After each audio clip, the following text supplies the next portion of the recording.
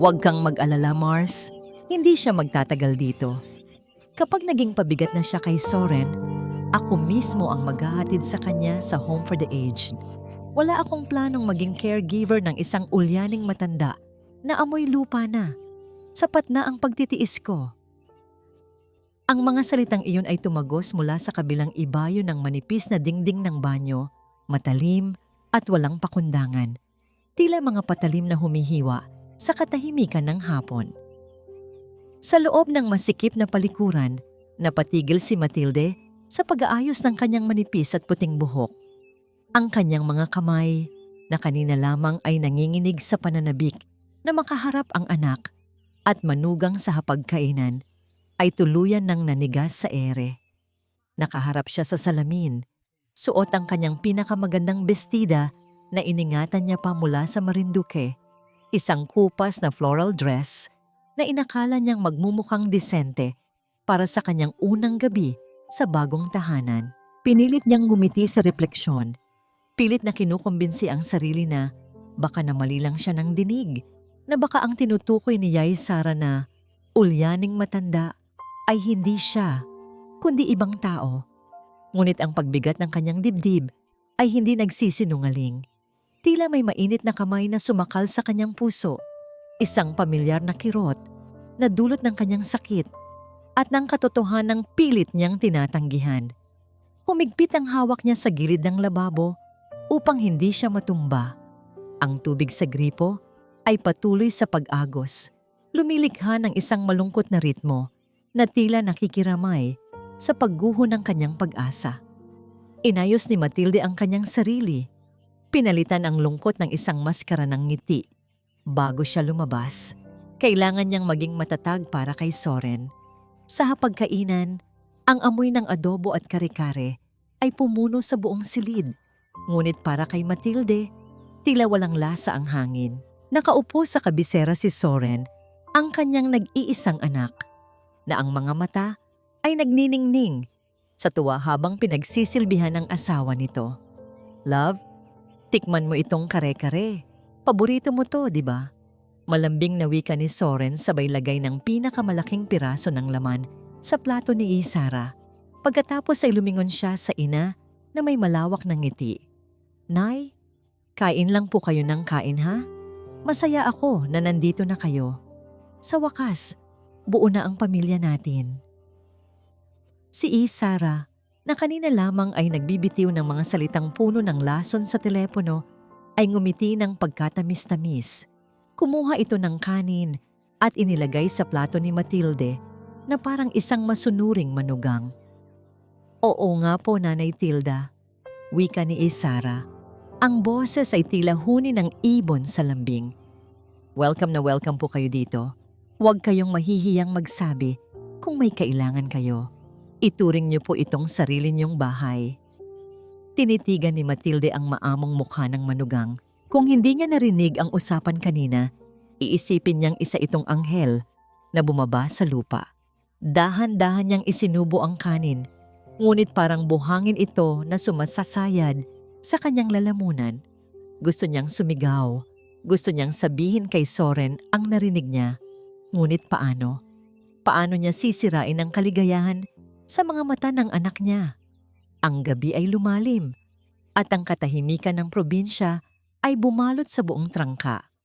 Nang masiguro ni Matilde na tulog na si Soren, dahan-dahan niyang kinuha ang luma at sira-sirang maleta na itinago niya sa ilalim ng kama. Sa loob nito, sa ilalim ng mga lumang damit, nakabalot sa plastik ang mga titulo ng lupa at mga lumang sulat. Ang susi sa kinabukasan ni Soren. Nanginginig ang mga kamay na inilipat niya ang mga dokumento sa ilalim ng punda ng kanyang unan. Ito lang ang meron siya. Ito lang ang proteksyon niya. Biglang bumukas ang pinto ng kanyang kwarto. Hindi ito marahan o may pag-iingat. Ito ay padabog at walang pasintabi. Pumasok si Isara. Wala na ang ngiti. Wala na ang maamong mukha. Ang nakatayo sa harap ni Matilde ngayon ay isang estranghero na may mga matang kasing lamig ng yelo. Suot ang isang silk robe Humalukip-kip ito at tiningnan si Matilde mula ulo hanggang paa na para bang isang insekto na nakapasok sa kanyang palasyo. Akala mo ba talaga ay magiging donya ka dito? Ang boses ni Ahisara ay mababa ngunit puno ng diin. Nagkakamali ka. Lumapit si Isara sa kama at mabilis na hinablot ang maletang nasa paanan ni Matilde. Akin na to, mariing sabi ni Isara. Hindi bagay ang basurang ito sa guest room ko. Isara, huwag. Mga damit ko yan. Mahinang pakiusap ni Matilde, akmang aabuti ng maleta. Ngunit tinapik ni Isara ang kamay niya ng malakas. Ang tunog ng palad na tumama sa balat ay umalingaw-ngaw sa tahimik na kwarto. Napahawak si Matilde sa kanyang kamay, gulat at takot ang gumuhit sa kanyang mukha. May inihagis si Isara sa kanya. Isang tumpok ng mga damit na mukhang basahan, mga lumang duster na kupas at may mga punit. Iyan ang susuotin mo simula bukas. Utos ni Isara. Ang kanyang mukha ay halos dumikit na sa mukha ng matanda. Dito sa pamamahay na ito, ang kumakain ay dapat nagtatrabaho. Wala kaming palamunin. At huwag na huwag kang magsusumbong kay Soren. Dahil sa oras na ibuka mo ang bibig mo, sisiguraduhin kong hindi ka nasisikatan ng araw. Tumalikod si Isara, bit-bit ang maleta. Ngunit bago siya lumabas, huminto siya at lumingon muli. Isang ngisi ang gumuhit sa kanyang mga labi. Isang ngisi na nagpadama kay Matilde ng panganib na higit pa sa kamatayan. Matulog ka ng mahimbing nanay, bulong ni Isara na puno ng pang-uuyam. Dahil bukas, magsisimula na ang impyerno mo. Isinara ni Isara ang pinto ng malakas. Iniwan si Matilde sa dilim.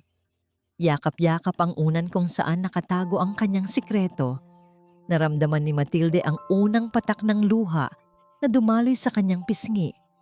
Ang inaakalang paraiso sa piling ng anak ay isa palang bilangguan. Patawarin mo ako, anak, bulong niya sa kawalan, habang ang takot ay unti-unting lumalamon sa kanyang pag-asa. Patawarin mo ako kung naging mahina ako. Hindi pa man sumisikat ng lubusan ng araw, gising na ang buong kabahayan. Ang ingay ng makina ng pickup truck ni Soren ang nagsilbing hudyat na magsisimula na naman ang panibagong araw. Nakasilip si Matilde sa bintana ng kanyang maliit na kwarto. Pinanood niya ang paghalik ni Soren sa pisngi ni Isara. Isang halik na puno ng pagmamahal at tiwala.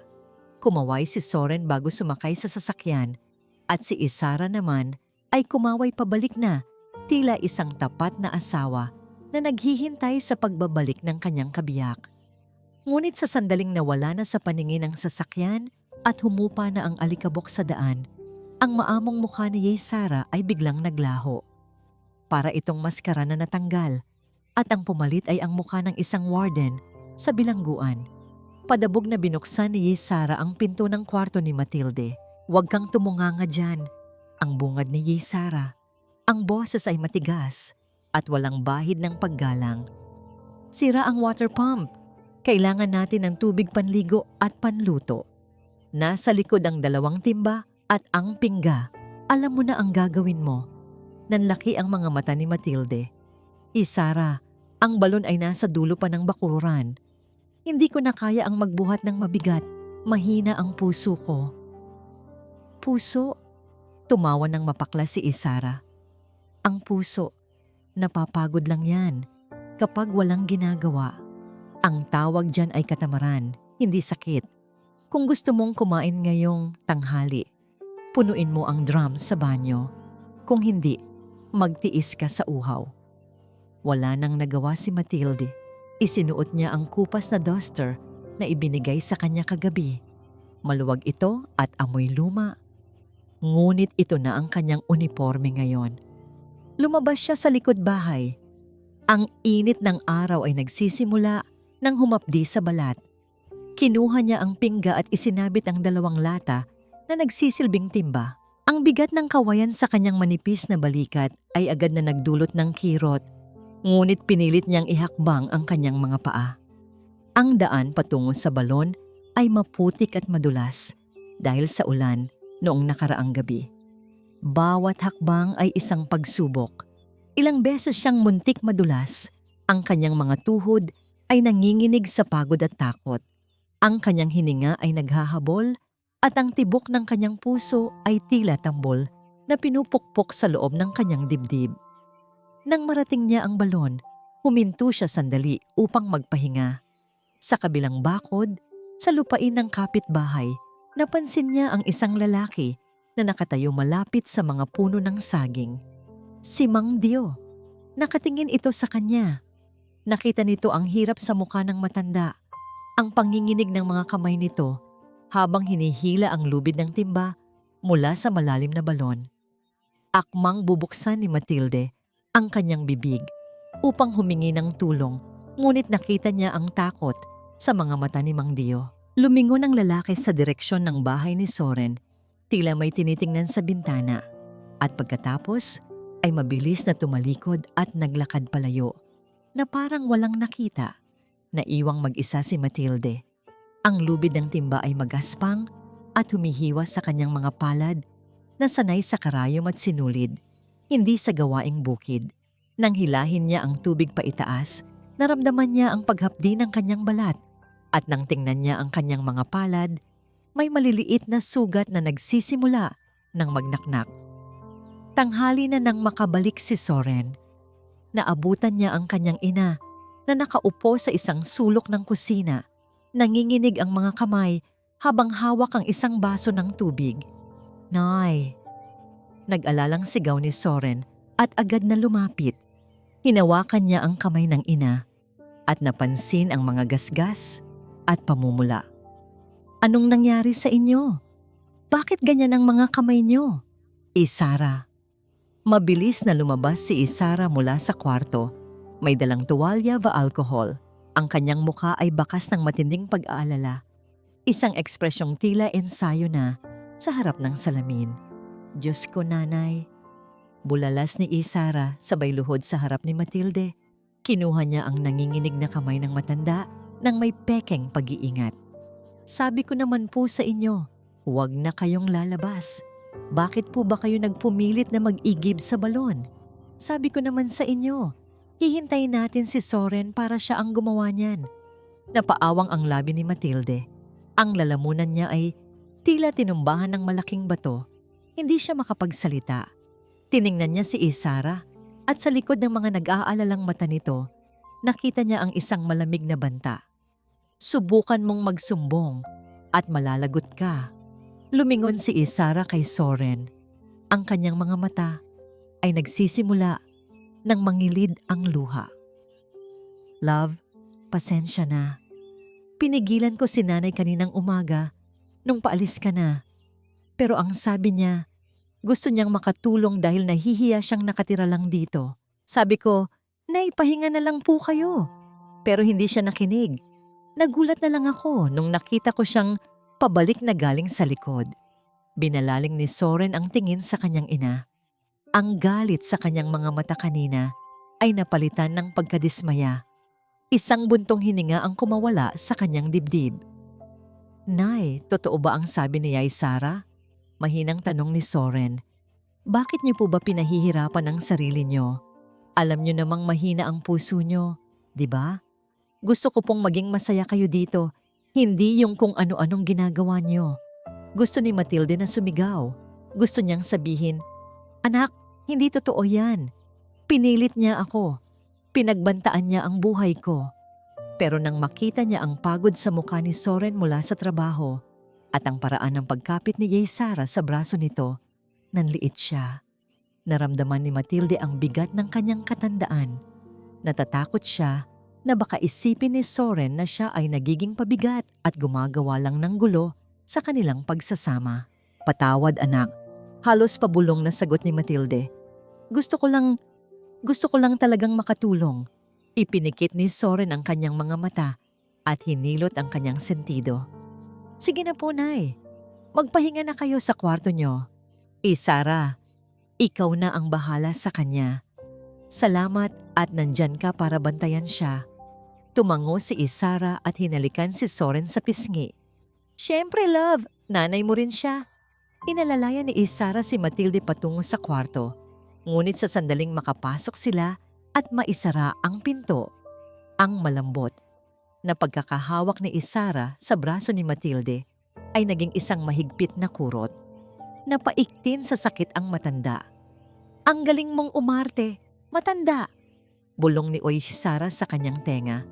Ang boses ay puno ng puot. "Pero huwag mong iisipin na nakakalimutan ko ang mga sugat mo. Dahil sa dinalas-dalas ng pag-iigib mo, masasanay na rin ang mga kamay mo sa sakit." Inihagis ni Sara ang isang piraso ng tuyong tinapay sa ibabaw ng kama. "Iyan ang tanghalian mo. Huwag kang lalabas ng kwarto hanggat hindi kita tinatawag. At tandaan mo, bawat luhang ipapakita mo kay Soren, doble ang balik niyan sa'yo kapag wala siya." Lumabas si Isara at nilak ang pinto mula sa labas. Naiwang mag-isa si Matilde sa loob ng madilim na kwarto. Ang hapdi ng kanyang mga sugatang palad ay walang-wala kumpara sa hapdi ng kanyang kalooban.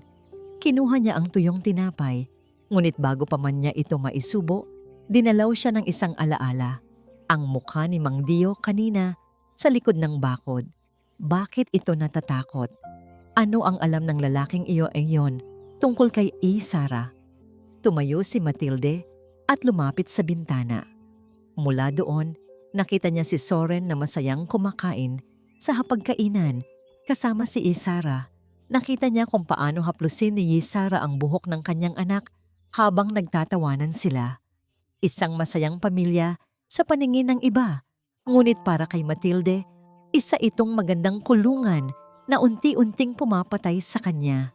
Kinuha ni Matilde ang isang maliit na papel at lapis na itinago niya sa ilalim ng kanyang punda. Sa panginginig ng kamay, sinimulan niyang isulat ang isang lihim na mensahe. Kailangan niyang makahanap ng paraan upang maiparating ito kay Mang Dio. Kailangan niyang malaman kung sino ba talaga ang babaeng pinakasalan ng kanyang anak. Ngunit bago pa niya matapos ang unang pangungusap, narinig niya ang mga yabag ng paa na papalapit sa kanyang pinto. Mabilis niyang itinago ang papel sa ilalim ng kanyang unan, eksakto nang bumukas muli ang pinto. Si Isara ay nakatayo doon. May hawak na isang gasera at isang malapad na ngiti na hindi umabot sa kanyang mga mata. "Nakalimutan ko palang sabihin, Nanay, huwag mong iisiping makakapagsulat ka ng liham sa kahit na sino. Dahil bawat sulok ng bahay na ito, may mga mata at tenga ako." Biglang kinuha ni Isara ang unan ni Matilde at hinalughog ito. Ang puso ni Matilde ay tila tumigil sa pagtibok. Nang makuha ni Isara ang maliit na papel, dahan-dahan itong ngumiti at kinuha ang posporo. "Hindi ko ba sinabi sa'yo?" anas ni Isara habang pinapanood ang paglamon ng apoy sa papel. "Walang sino mang makakarinig sa'yo." Ang huling bahagi ng papel na naging abo ay ang salitang tulong. "Soren, huwag mo nang palakihin ang gulo. Baka nakalimutan lang talaga ni Nanay kung saan niya nailagay. Alam mo naman, ang tanda na niya, baka nagiging makalimutin na talaga siya." Ang malambing na boses ni Isara ay umalingaw-ngaw sa sala. Tila isang mapayapang himig, ngunit bawat salita ay may dalang lason. Nakatayo si Matilde sa pintuan ng kusina. Hawak ang isang basahan habang pinapanood ang kanyang anak na lalaki na balisa at nagkakalkal sa mga gamit. "Hindi, Isara. Importante ang pitakang iyon. Nandoon ang lahat ng ID ko at ang pera para sa pambili ng abono bukas." Sagot ni Soren.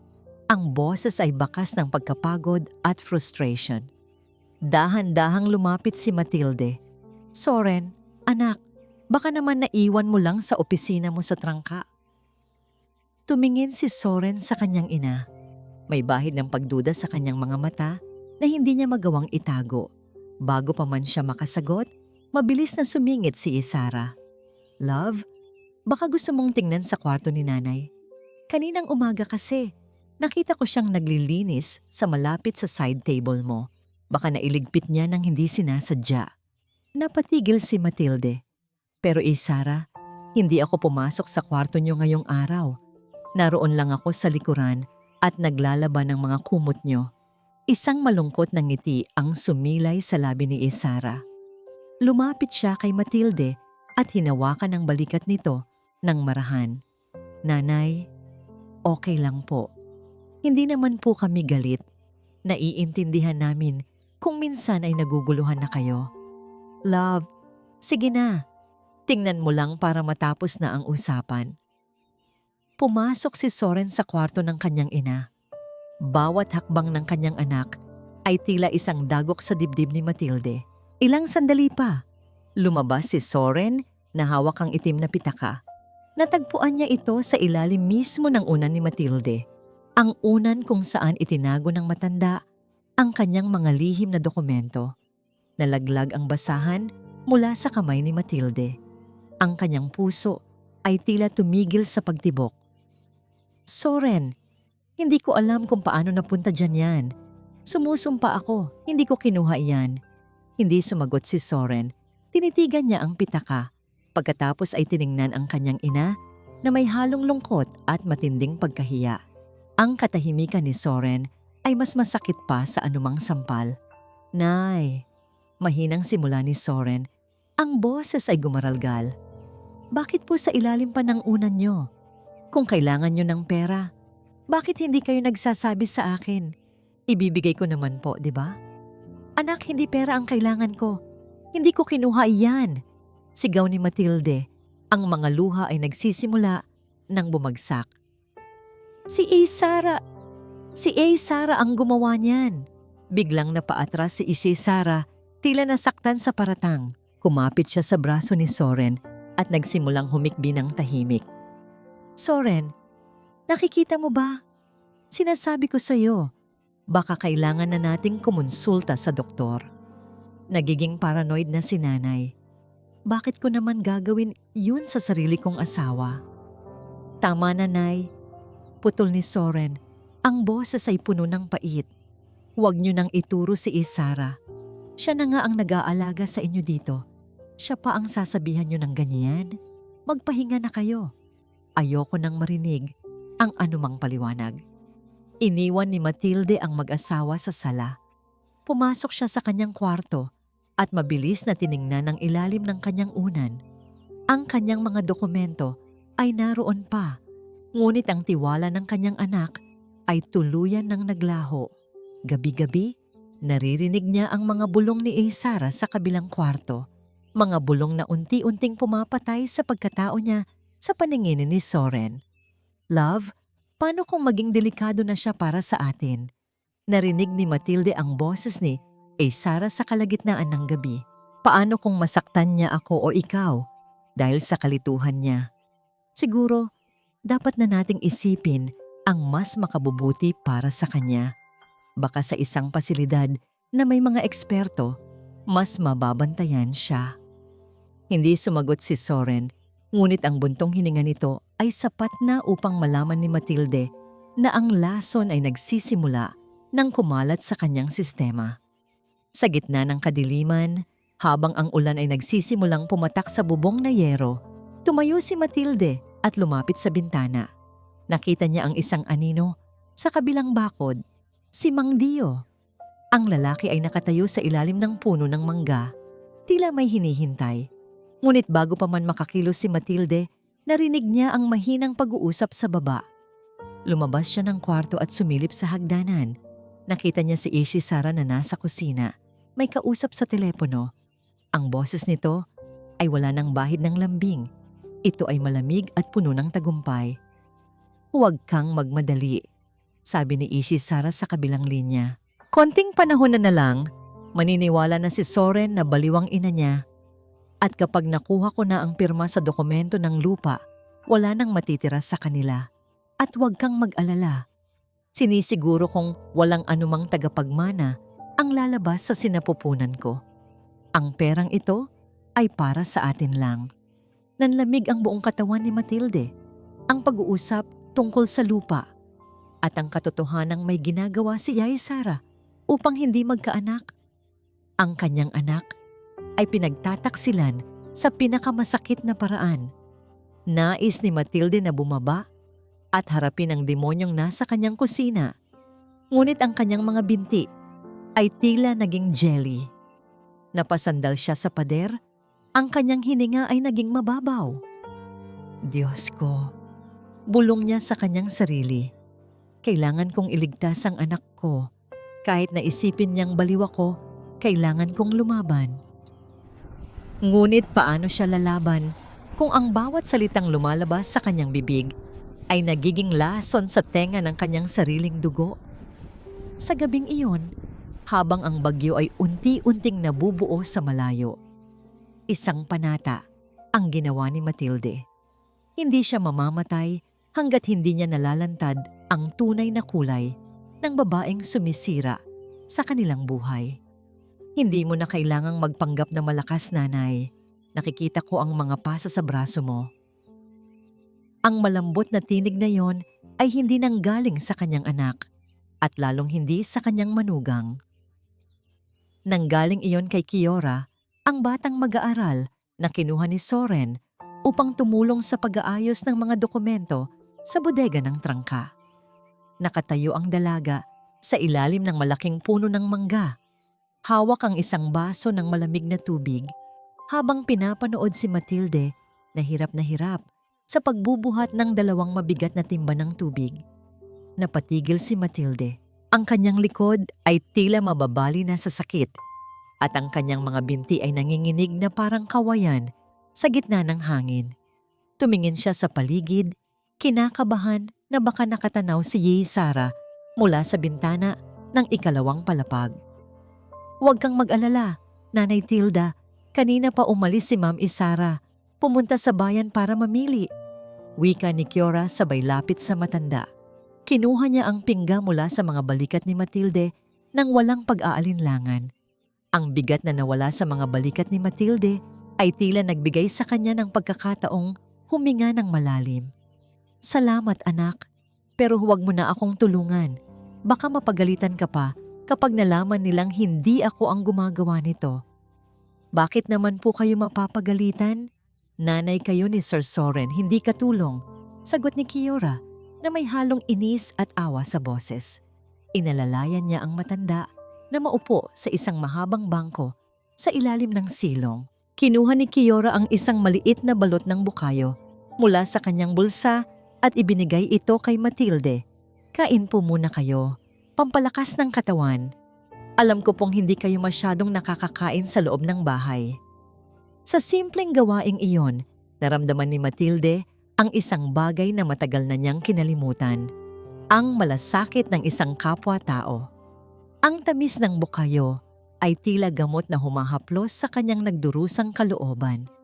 Habang kumakain, napansin ni Kiora ang isang lumang kwintas na nakasabit sa leeg ni Matilde, isang gintong medalya na may nakaukit na kakaibang disenyo. Ang ganda naman po ng kwintas niyo, nanay. Parang pamilyar ang disenyong yan. Puna ni Kiora, ang kanyang mga mata ay naniningkit sa pag-iisip. Parang nakita ko na ang ganyang marka sa mga lumang painting sa munisipyo, yung tungkol sa pamilya Montemayor. Biglang hinawakan ni Matilde ang medalya at itinago ito sa loob ng kanyang damit. Alaala lang ito ng nakaraan, Kiora. Isang nakaraang mas mabuti pang manatiling nakabaon. Ngunit ang katahimikan ng hapon ay biglang bumasag nang marinig nila ang tunog ng gulong ng sasakyan na pumapasok sa tarangkahan. Ang puso ni Matilde ay tila tumalon sa kaba. Mabilis na tumayo si Kiora at kinuha ang mga timba. Pilit na tinatapos ang gawain bago pa man bumaba si Isara. Lumabas si Isara mula sa sasakyan. Suot ang kanyang malapad na sombrero at mga mamahaling salamin. Ang kanyang tingin ay agad na napako sa dalawa. Dahan-dahan siyang naglakad papalapit. Ang bawat hakbang ng kanyang takong sa semento ay tila tunog ng isang paparating na hatol.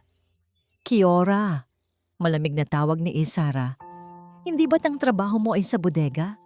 Bakit ka narito sa labas at nakikipagkwentuhan sa matandang ito? Tinulungan ko lang po si Nanay Tilda, ma'am. Mukha po kasi siyang hihimatayin sa bigat ng dala niya. Matapang na sagot ng dalaga. Isang mapait na tawa ang kumawala sa mga labi ni Isara. Lumapit siya kay Kiora at tinitigan ito ng diretso sa mga mata. Makinig ka sa akin, bata. Ang scholarship mo ay nakadepende sa rekomendasyon ko sa barangay. Kung gusto mong makapagtapos ng pag-aaral, matuto kang tumingin lang sa dapat mong makita. Huwag kang makialam sa mga bagay na hindi mo naiintindihan. Lumingon si Isara kay Matilde. Ang kanyang boses ay naging mas matalas pa sa patalim. At ikaw, matanda, akala mo ba ay makakahanap ka ng kakampi sa batang ito? Nagkakamali ka. Lahat ng lumalapit sa iyo ay mapapahamak. Pumasok si Isara sa loob ng bahay nang hindi na lumingon muli. Iniwan ang dalawa sa gitna ng nakabibinging takot. Tumingin si Matilde kay Kiora. Ang kanyang mga mata ay humihingi ng paumanhin. Umalis ka na, Kiora. Huwag mo na akong lalapitan muli. Tama si Isara. Mapapahamak ka lang dahil sa akin. Bulong ni Matilde habang nanginginig ang buong katawan. Pagpasok ni Matilde sa loob ng bahay, naramdaman niya ang isang matinding kirot sa kanyang dibdib. Hindi ito ang karaniwang kirot. Ito ay tila 1,000 karayom na sabay-sabay na tumutusok sa kanyang puso.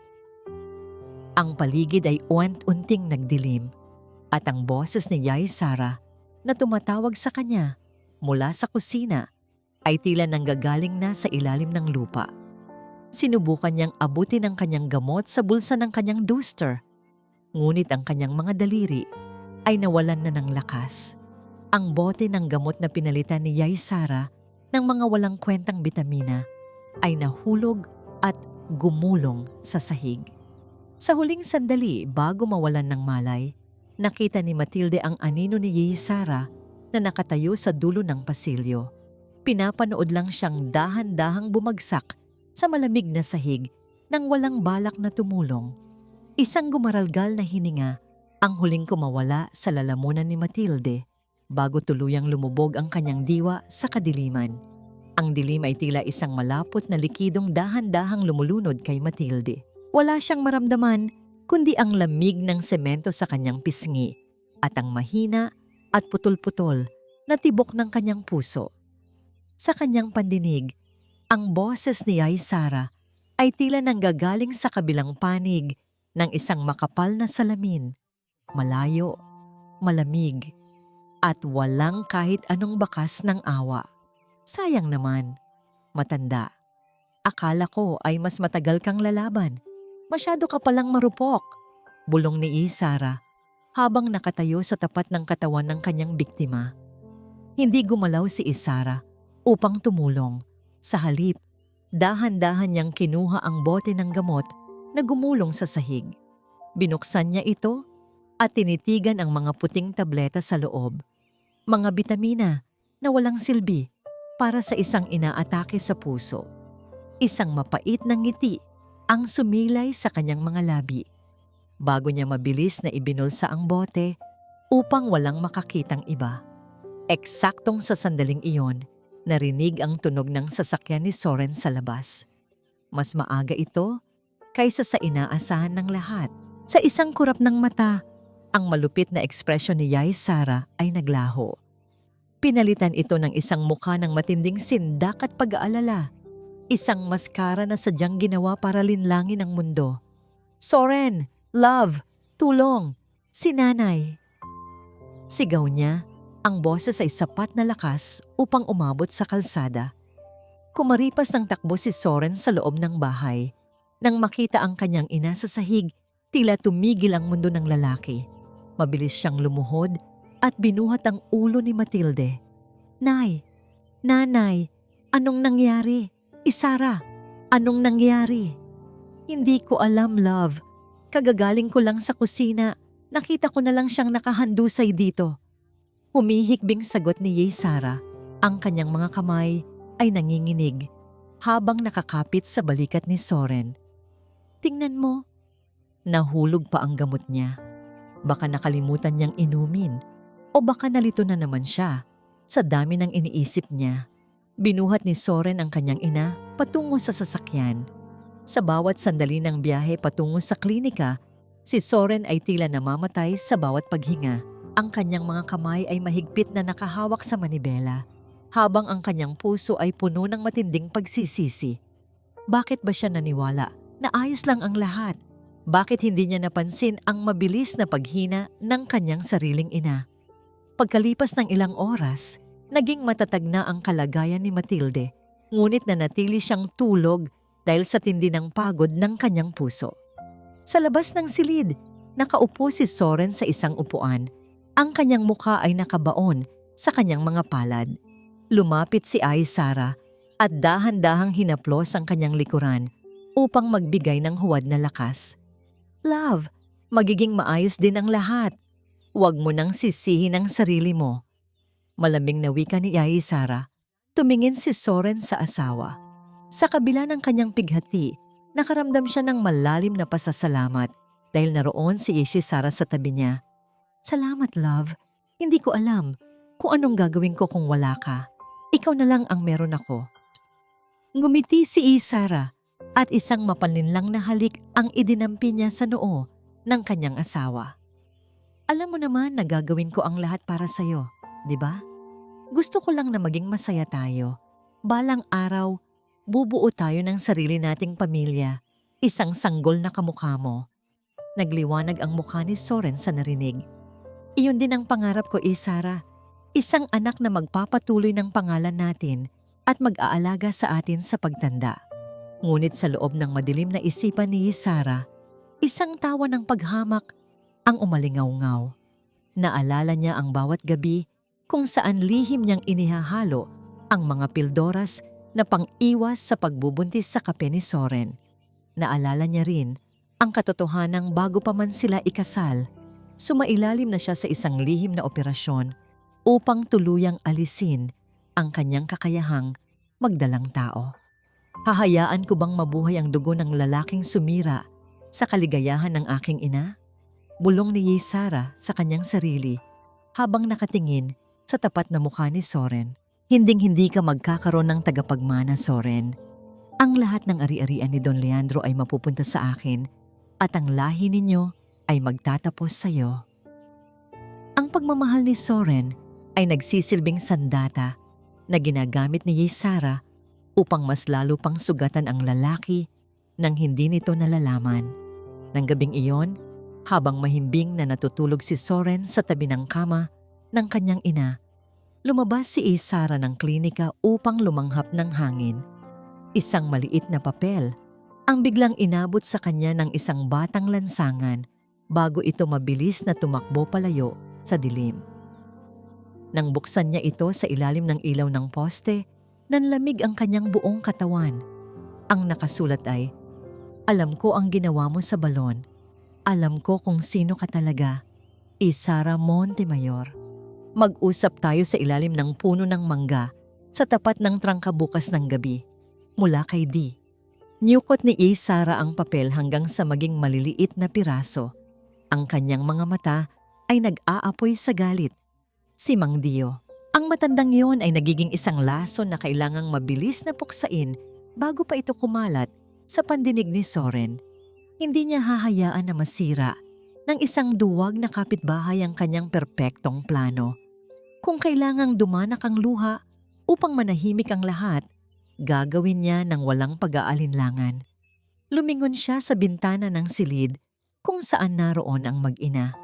Isang huling pagkakataon na lamang ang ibibigay niya sa tadhana. Sa pagdating ng malakas na bagyong ibinabalita sa radyo, sisiguraduhin niyang wala nang matitirang saksi sa kanyang mga kasinungalingan.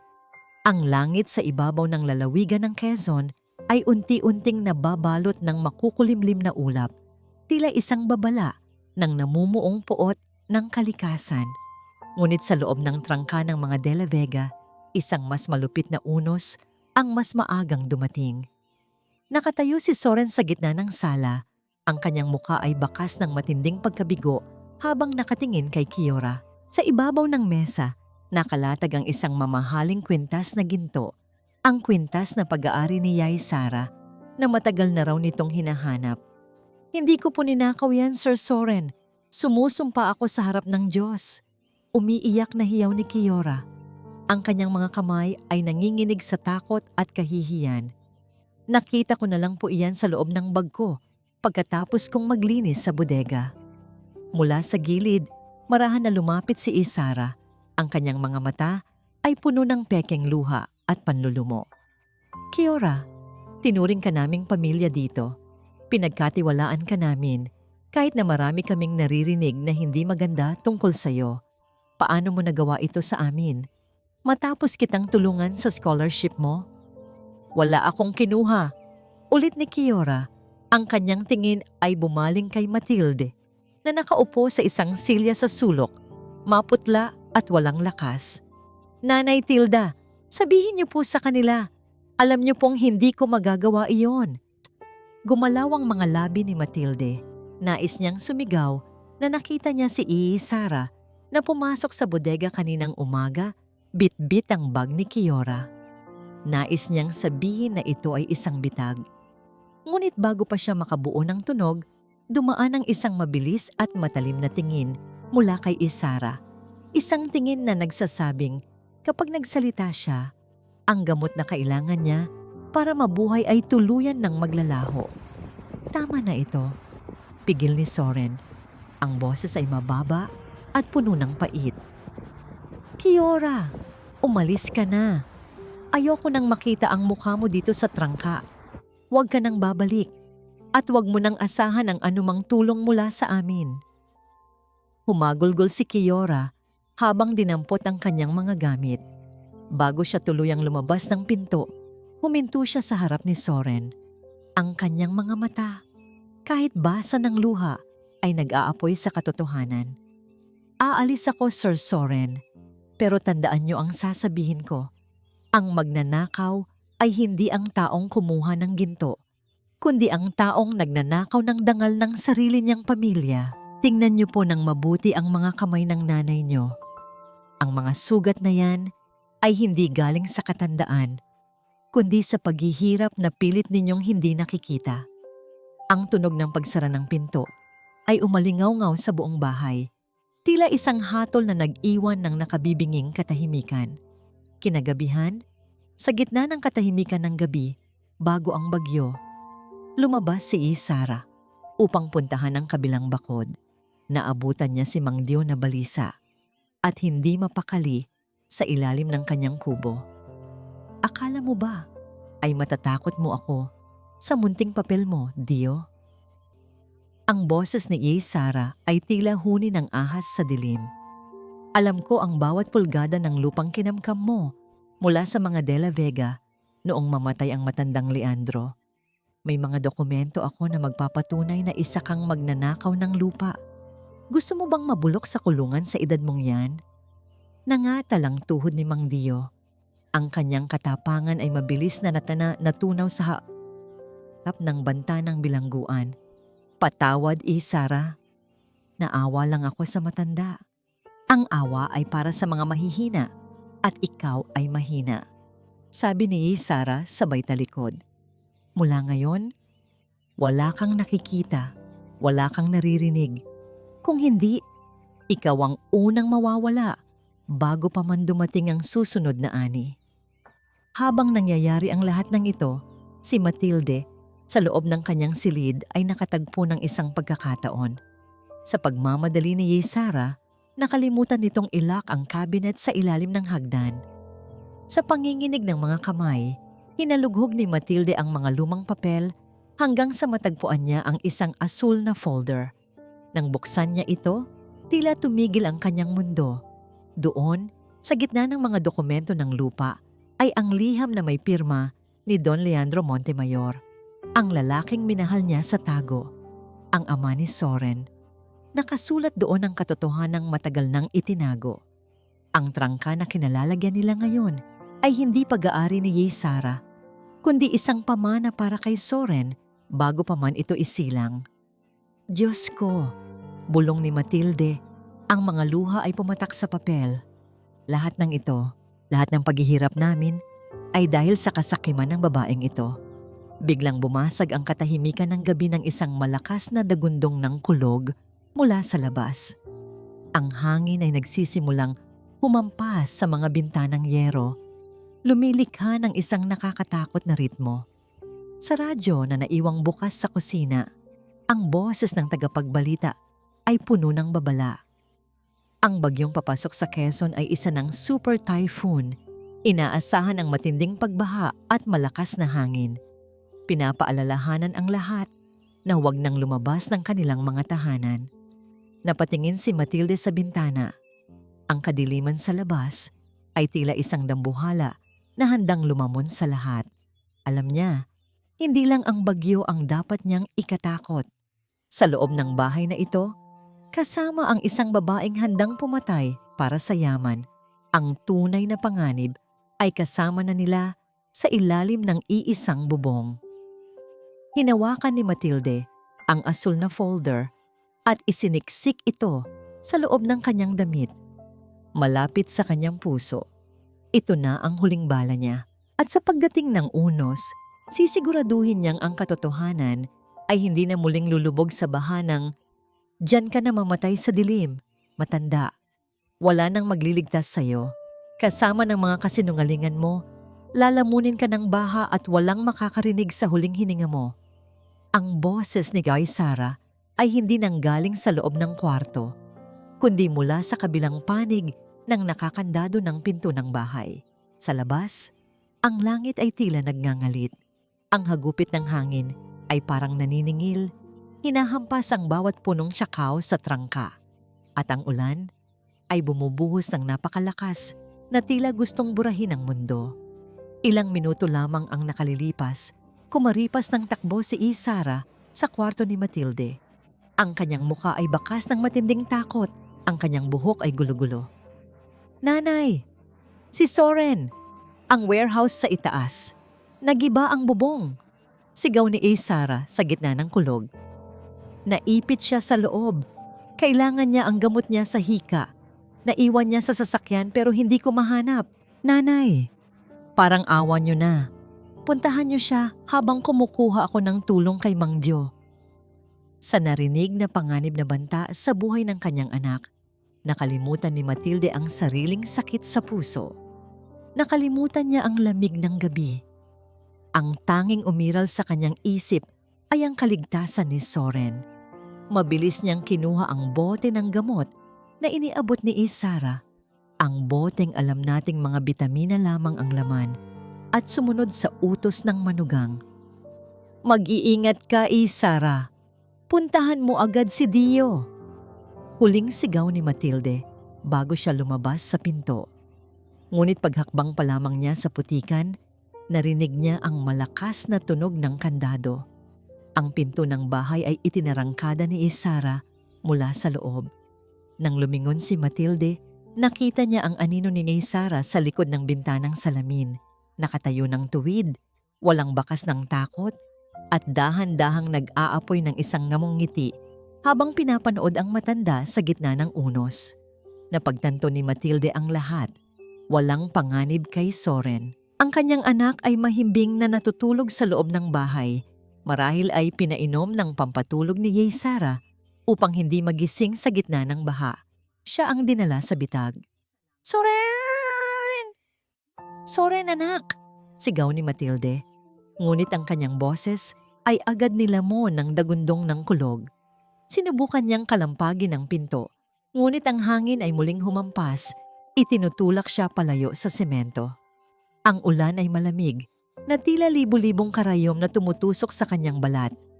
Sa kabila ng panganib, hindi siya tumigil. Isiniksik niya ang asul na folder sa loob ng kanyang duster. Tinitiyak na hindi ito mababasa ng lubos at nagsimulang lumakad patungo sa direksyon ng warehouse. Kahit alam niyang maaaring kasinungalingan ng lahat, hindi siya mapakali. Paano kung totoo? Paano kung nandoon nga si Soren? Bawat hakbang ay isang pakikipagbuno sa kamatayan. Ang putik ay tila mga kamay na humihila sa kanyang mga paa pababa.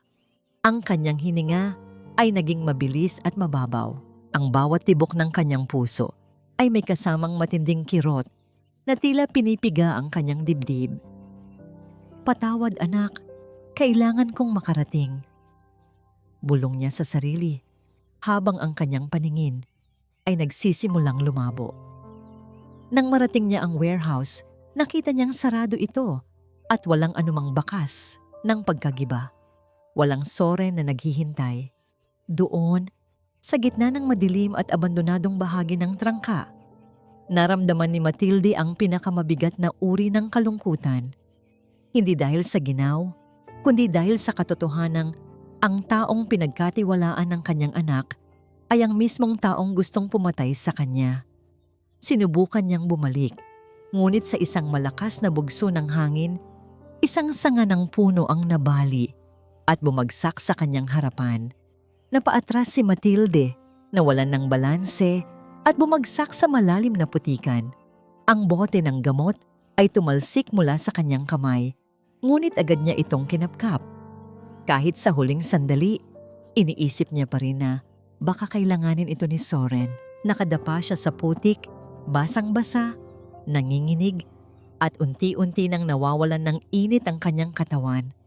"Leandro, kunin mo na ako," pagtawag niya sa ama ni Soren sa kanyang isip. "Pero iligtas mo ang anak natin. Huwag mong hayaang makuha niya ang lahat." Ang kanyang mga kamay ay unti-unti nang bumibitaw sa pagkapit sa lupa. Ang tunog ng ulan ay naging isang malungkot na oyayi sa kanyang pandinig. Habang dahan-dahang pumipikit ang kanyang mga mata, isang liwanag mula sa isang flashlight ang tumama sa kanyang mukha. Isang anino ang mabilis na tumatakbo patungo sa kanya sa gitna ng baha. Isang tao na kanina pa nakamasid mula sa malayo. Isang tao na sa wakas ay piniling pakinggan ang sigaw ng kanyang konsensya kaysa sa takot sa bilangguan. "Nanay Tilda! Nanay Tilda!" Bago tuluyang lamunin ng dilim ang kanyang malay, naramdaman ni Matilde ang isang pares ng malalakas na braso na binuhat siya mula sa putikan.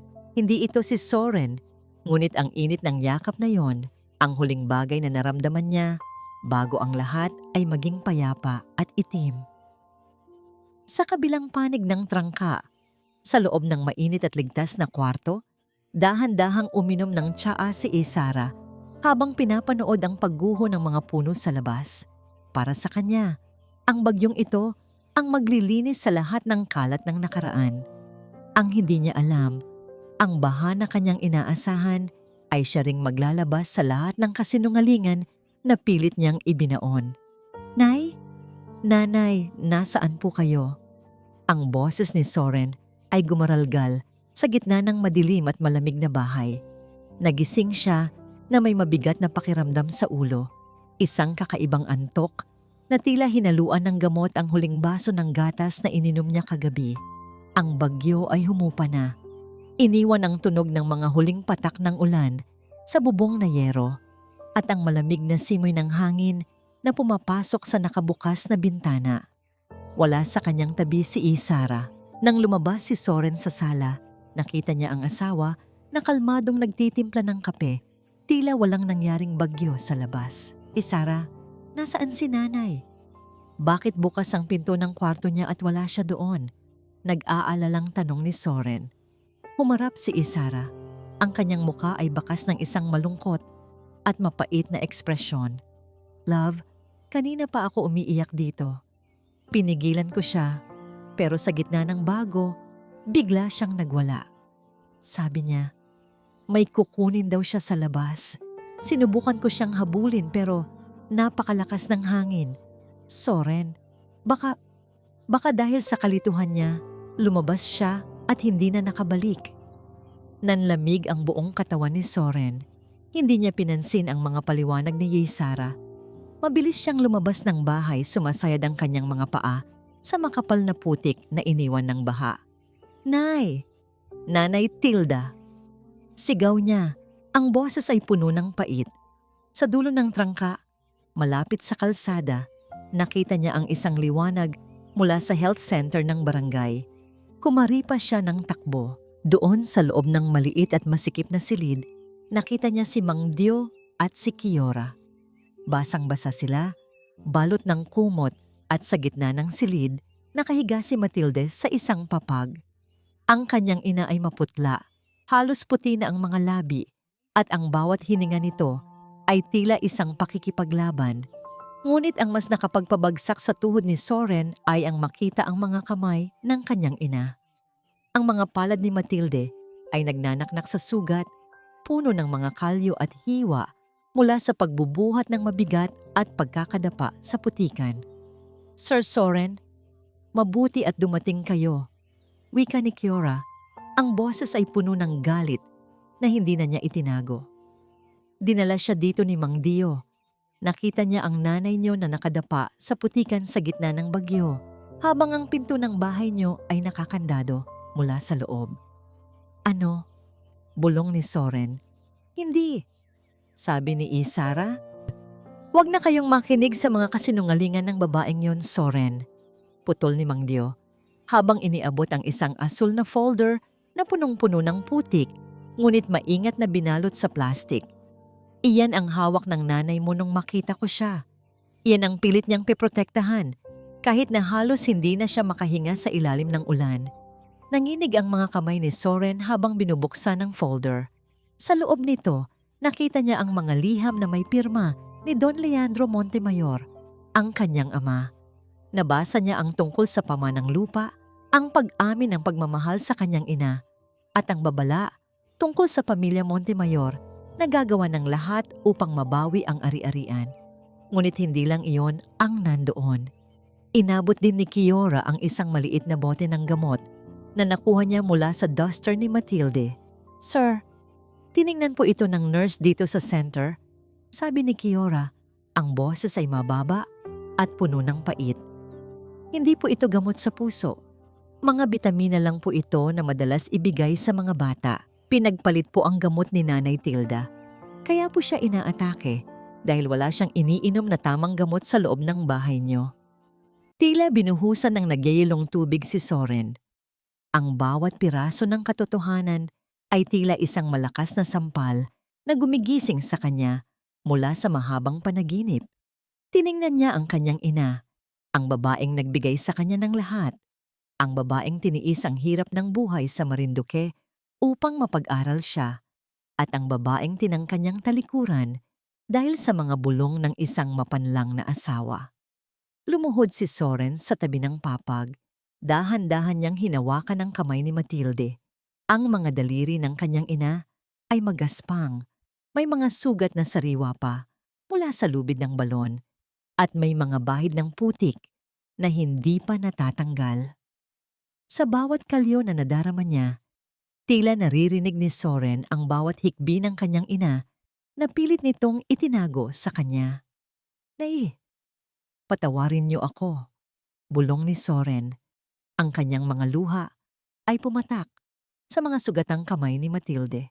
Naging bulag ako, naging bingi ako sa sarili kong dugo. Sa sandaling iyon, dahan-dahang gumalaw ang mga talukap ng mata ni Matilde. Sa pagmulat ng kanyang mga mata, ang unang nakita niya ay ang kanyang anak na umiiyak sa kanyang tabi. Hindi siya nagsalita ng kahit anong sumbat. Sa halip, sa gitna ng kanyang panghihina, pilit niyang iniangat ang kanyang kamay upang haplusin ang pisngi ni Soren. Anak! Ang boses ni Matilde ay tila isang mahinang ihip ng hangin. Ligtas ka ba? Sabi ni Isara. Naaksidente ka. Ang tanong na yon ng kanyang ina, ang tuluyang nagpaguho sa mundo ni Soren. Kahit sa bingit ng kamatayan, ang kaligtasan pa rin niya ang iniisip nito. Ang pagmamahal ng isang ina ay hindi matitinag kahit patratuhin ito ng masahol pa sa hayop. Tumayo si Soren, ang kanyang mukha ay hindi nabakas ng pag-aalinlangan. Ang kanyang mga mata, na dati ay puno ng pagmamahal para kay Isara, ay naging kasing talim na ng kidlat. Kiora, Mang Dio, bantayan niyo po muna si nanay.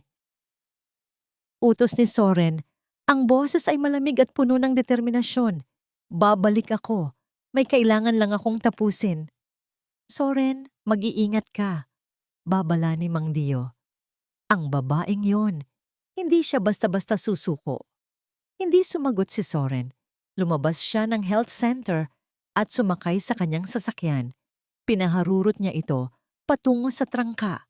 Ang bawat segundo ng paglalakbay ay puno ng mga alaala ng bawat pangiinsulto, bawat gaslighting, at bawat kasinungalingan na ginawa ni Sara sa loob ng kanilang tahanan. Nang marating niya ang bahay, nakita niya si Isara na nakatayo sa beranda, nakatingin sa malayo habang hawak ang isang baso ng tsa. Sa paningin ng iba, isa siyang larawan ng kapayapaan. Ngunit para kay Soren, nakikita na niya ang tunay na halimaw sa likod ng magandang mukhang iyon. Hininto ni Soren ang sasakyan at bumaba. Ang tunog ng pagsara ng pinto ng sasakyan ay umalingaw-ngaw sa tahimik na umaga. Tila isang hudyat ng pagtatapos ng lahat ng kasinungalingan. Tumingin si Sara sa kanya, isang mapanlokong ngiti ang sumilay sa kanyang mga labi. Love, nahanap mo ba si nanay? Sabi ko naman sa'yo, huwag mo na siyang hanapin sa gitna ng baha. Baka Hindi na naituloy ni Sara ang kanyang sasabihin nang makita ang asul na folder na hawak ni Soren. Ang kanyang ngiti ay dahan-dahang naging isang grimace ng takot at galit. Tapos na ang palabas mo, Sara? Ang boses ni Soren ay gumaralgal sa tindi ng puot. Alam ko na ang lahat. Alam ko na kung sino ka at kung ano ang ginawa mo sa nanay ko. Nayanig ang buong sala sa lakas ng pagbaksak ng pinto nang itulak ito ni Soren.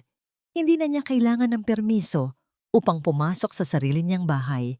Ang bahay na ngayon ay tila isang estrangherong lugar para sa kanya. Nakatayo si Sara sa gitna ng silid, dahan-dahang ibinaba ang kanyang tasa ng tsaa. Ang kanyang mukha ay kalmado, ngunit ang kanyang mga mata ay nananatiling matalas, binabantayan ang bawat galaw ng asawa. Love, bakit ka sumisigaw? Baka makabuti kung maupo ka muna at huminga ng malalim. Malambing na wika ni Sara, ngunit ang lambing na yon ay tila isang kutsilyong nababalot ng pilus. Hindi sumagot si Soren. Sa halip, inihagis niya ang asul na folder sa ibabaw ng mesa. Ang tunog ng mga papel na humampas sa kahoy ay umalingaw-ngaw. Sa tahimik na sala, isinunod niya ang maliit na bote ng gamot na nakuha ni Kiora. Sino ka ba talaga, Sara? Ang boses ni Soren ay gumaralgal sa tindi ng puot. At bakit mo ginawa ito sa nanay ko? Bakit mo siya pinagpalit ng gamot? Bakit mo siya kinulong sa labas sa gitna ng bagyo? Tiningnan ni Sara ang folder. Pagkatapos ay muling tumingin kay Soren. Sa isang iglap, ang maamong maskara na suot niya sa loob ng ilang taon ay dahan-dahang natanggal. Ang kanyang balikat ay tuwid na tuwid at ang kanyang labi ay gumuhit ng isang nakakangilong na ngiti. Isang tawa na parang pagkiskis ng bakal sa semento. Sa wakas, anas ni Sara, ang boses ay naging malamig at baritono. Sa wakas ay nagising ka na rin sa mahaba mong tulog, Soren. Dahan-dahan siyang lumapit sa mesa at hinawakan ng asul na folder. Sino ako? Ako ang tunay na tagapagmana ng lahat ng ito. Ako si Sara Montemayor, ang kaisa-isang legal na anak ni Don Leandro Montemayor. At ikaw? Ikaw lang naman ang anak sa labas ng isang hamak na mananahi na sumira sa pamilya ko. Naniga si Soren sa kanyang kinatatayuan. Montemayor, ang sabi mo ay ulila ka na sa mga magulang at wala kang kahit na anong yaman. Kailangan kong sabihin iyon para makalapit sa iyo. Sigaw ni Sara, ang kanyang mga mata ay nag-aapoy sa hantuhod. Buong buhay ko, nakita ko ang paghihirap ng aking ina dahil sa pangungulila kay Leandro. At ang dahilan, ang nanay mong mukhang santo pero ahas pala. Namatay ang nanay ko sa sama ng loob, habang ang tatay ko, bago mamatay, ay ang nanay mo pa rin ang tinatawag. Ibinigay niya ang pinakamagandang bahagi ng trangka sa'yo sa isang bastardo. Hindi bastardo ang tawag sa akin ni tatay. Depensa ni Soren, ang kanyang mga kamao ay nakakuyom ng mahigpit. Minahal niya kami. At iyon ang kasalanan niya, bulyaw ni Isra. Kaya nararapat lang na bawiin ko ang lahat. Ang bawat patak ng pawis mo, ang bawat sentimo ng lupang ito ay dapat sa akin. At ang nanay mo, ipinatikim ko lang sa kanya ang hirap na dinanas ng nanay ko. Ang ganda ng palabas, di ba? Akala mo ay mahal ko siya. Akala mo ay inaalagaan ko siya, habang dahan-dahan ko siyang pinapatay sa harap mo mismo. Humakbang si Soren papalapit. Ang kanyang hininga ay naging mabigat. Hayop ka, Isara. Paano mo nagawang lokohin ako? Minahal kita. Akala ko ay bubuo tayo ng pamilya. Humalakhak si Isara, isang tawang puno ng pang-uuyam na nagpadama kay Soren ng matinding panliliit. Pamilya? Akala mo ba ay papayag akong magdala ng bunga ng iyong dumi sa sinapupunan ko? Akala mo ba ay hahayaan kong magpatuloy ang dongmaw ng isang mananahi sa pamilya Montemayor? Lumapit si Isara at bumulong sa tenga ni Soren. Ang kanyang boses ay tila laso na dumadaloy sa bawat ugat ng lalaki. Kaya ko pinalitan ng kape mo gabi-gabi, Soren. Kaya ko ibinigay sa'yo ang mga gamot na yon. Sinigurado ko na hinding-hindi ka magkakaroon ng anak. Gusto kong ang dongmaw ninyo ay magtapos sa'yo. Gusto kong mamatay kang mag-isa, gaya ng pagkamatay ng dangal ng nanay ko. Napaatras si Soren. Ang kanyang puso ay tila nadurog sa libu-libong piraso. Hindi lang ang kanyang ina ang sinira ni Yisara, kundi ang kanyang buong pagkatao at kinabukasan. Ang babaeng niyakap niya tuwing gabi ay ang mismong demonyong unti-unting pumapatay sa kanya. Hindi kita sasaktan, Isara, mahinang sabi ni Soren. Ang kanyang boses ay puno ng matinding pait at pagkadismaya. Dahil ang mamatay sa kamay ko ay masyadong madali para sa'yo. Gusto kong makita kung paano ka lalamunin ang sarili mong puot. Wala kang mapapatunayan, sigaw ni Isara, habang mabilis na kinuha ang folder at akmang itatapon ito sa naglalagablab na kalan sa kusina. Akin ang lupang ito. Akin ang lahat. Ngunit bago pa siya makahakbang, ang pinto ng bahay ay muling bumukas. Sa pagkakataong ito, hindi lang si Mang Dio at Keura ang pumasok, kundi kasama na nila ang dalawang opisyal ng pulisya at si attorney, Celeste Ranyola. Hindi na kailangang magsunog ng papel, Isara. Wika ng abogada habang itinataas ang isang dokumento. May hawak kaming orihinal na kopya ng testamento ni Don Leandro na nakuha namin mula sa bangko sa Maynila. At mayroon din kaming testimonya mula kay Mang Dio tungkol sa pagtatangka mong pumatay sa pamamagitan ng pagpapalit ng gamot. Nabitawan ni Isara ang asul na folder. Ang kanyang mukha na kanina ay puno ng kayabangan ay biglang naging maputla. Tumingin siya sa paligid, desperadong naghahanap ng matatakasan, ngunit pakiramdam niya ay unti-unting sumisikip ang buong bahay. Tila wala ng hangin na kanyang malanghap. Sa isang biglaang hakbang, dinampot ni Isara ang isang maliit na kutsilyo mula sa mesa at mahigpit itong hinawakan sa kanyang dibdib. Nanginginig ang mga kamay.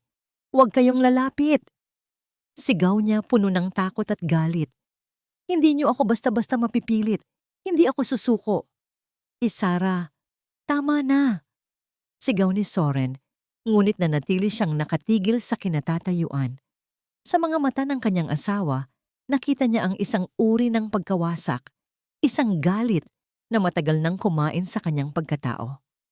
Sa gitna ng matinding katahimikan, isang mahinang tinig ang nagmula sa pintuan.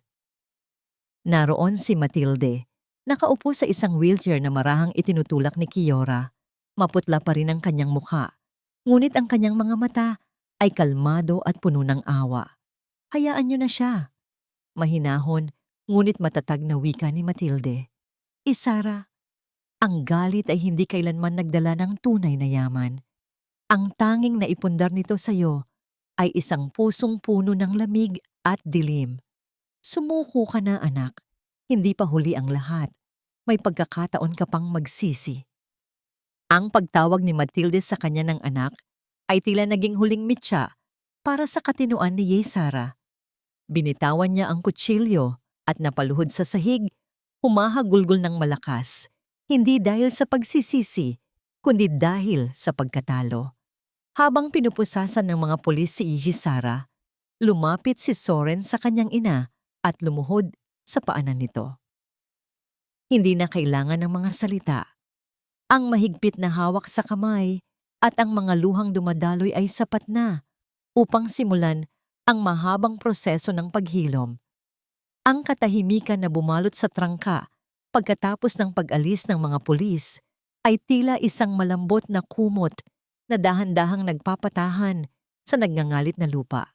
Ang sikat ng araw ay sumisilip na sa pagitan ng mga ulap, nagbibigay ng gintong liwanag sa mga dahon ng seikaw na basang-basa pa ng ulan.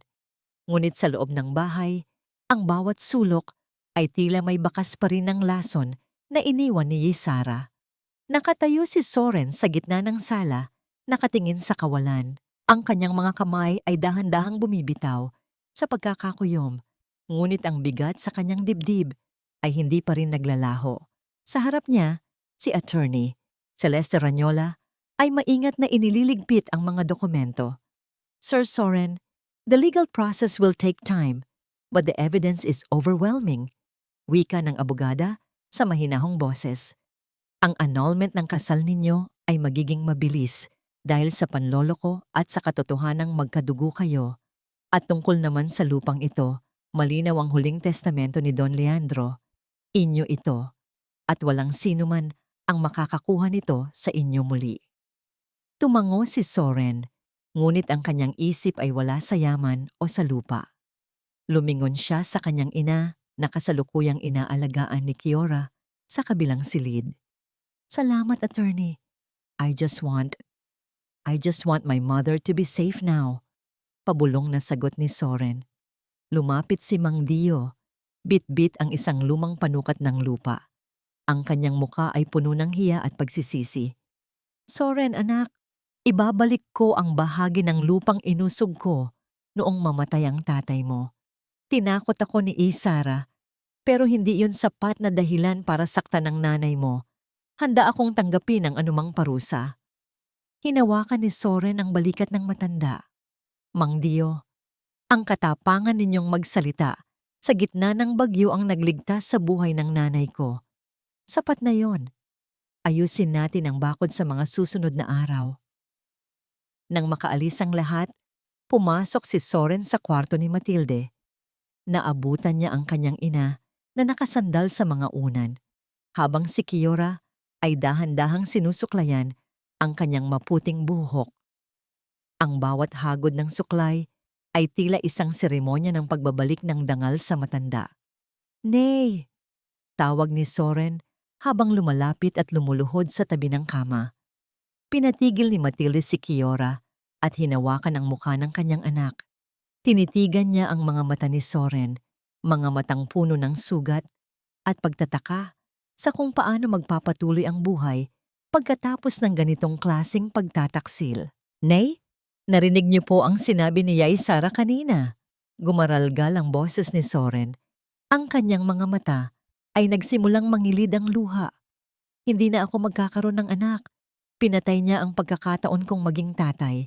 Ang dongmaw niyo, ang dongmaw ni tatay, hihinto na sa akin. Napuno ng matinding lungkot ang silid. Maging si Kiora ay napayuko. Nararamdaman ang bigat ng katotohanan ito.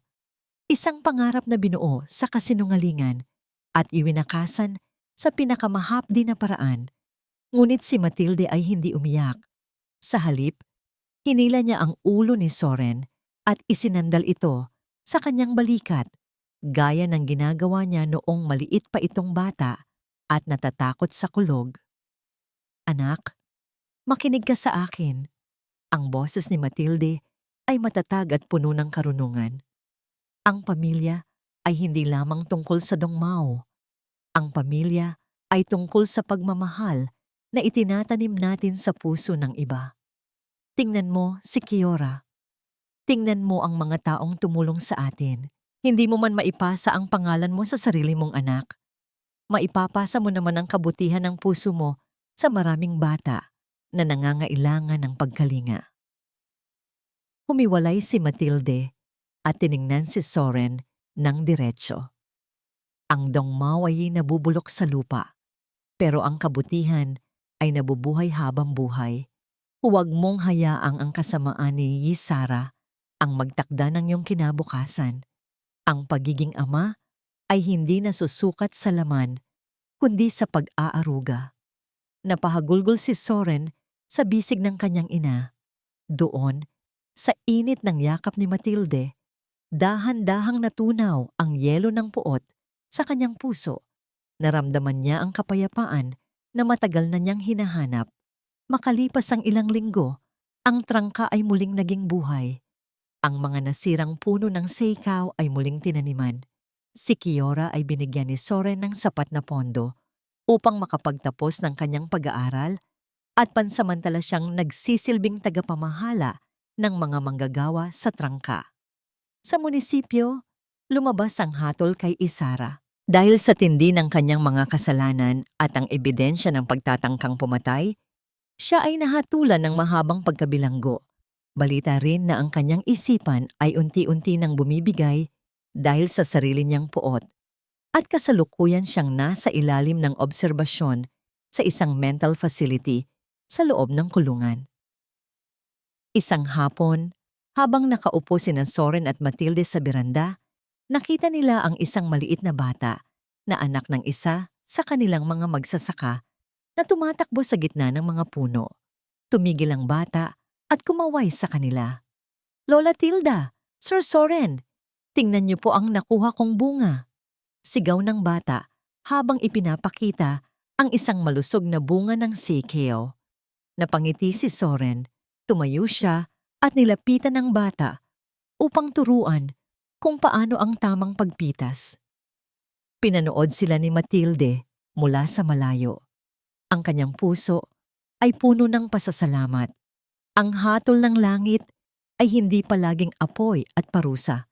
Minsan, ito ay ang pagkakataong muling magmahal sa kabila ng lahat ng sakit. Ang trangka na dating naging bilangguan ay naging isang kanlungan na ngayon ng mga taong nawalan ng pag-asa. At sa gitna ng lahat ng ito, nakatayo ang isang matandang babae na ang tanging armas ay ang kanyang pananampalataya at pagtitiis. Isang taon ang mabilis na lumipas mula nang humupa ang pinakamalakas na bagyong dumating sa lalawigan ng Quezon. Ngunit sa trangka ng mga De La Vega, ang mga bakas ng pagkawasak ay hindi na makikita. Sa halip, ang bawat puno ng siekaw ay tila mas lalong naging malusog. Ang mga dahon ay mas lalong luntian at ang amoy ng sariwang lupa at tsokolate ay pumupuno sa hangin tuwing umaga. Ang bukang liwayway ay dahan-dahang sumisilip sa abot-tanaw, nagbibigay ng kulay rosas at gintong liwanag sa langit. Nakatayo si Soren sa gitna ng taniman. Hawak ang isang maliit na gunting pampungos. Hindi na siya nag-iisa. Sa kanyang tabi ay isang batang lalaki, si Lito, ang anak ng isa sa kanyang mga manggagawa na naulila sa ama noong nakaraang taon. "Sir Soren, ganito po ba ang tamang pagpitas?" tanong ng bata habang maingat na hinahawakan ng bunga. Ngumiti si Soren. Isang ngiti na abot hanggang sa kanyang mga mata. Isang bagay na akala niya ay hindi na niya magagawa muli.